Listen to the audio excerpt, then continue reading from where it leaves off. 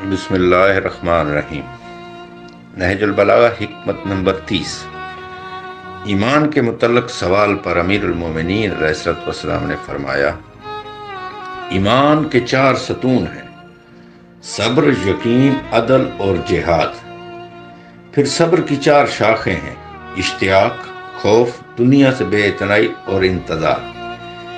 اس لیے کہ جو جنت کا مشتاق ہوگا وہ خواہشات کو بھلا دے گا، اور جو جہنم سے خوف کھائے گا وہ حرام سے کنارہ کشی کرے گا، اور جو دنیا سے بے اعتنائی کرے گا وہ مصیبتوں کو سہل سمجھے گا، اور جسے موت کا انتظار ہوگا وہ نیک کاموں میں جلدی کرے گا۔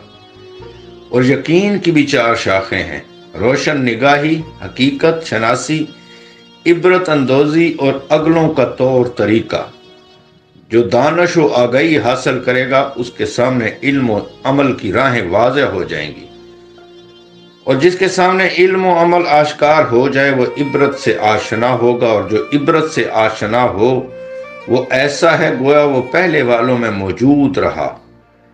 عدل کی بھی 4 شاخیں ہیں: تہ تک پہنچنے والی فکر، علمی گہرائی، فیصلہ کی خوبی اور عقل کی پائیداری۔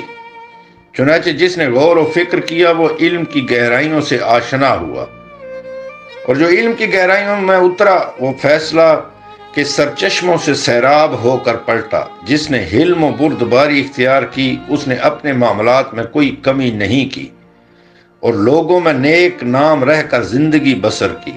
اور جہاد کی بھی 4 شاخیں ہیں: امر بالمعروف، نہی عن المنکر، تمام موقعوں پر راست گوئی اور بد کرداروں سے نفرت۔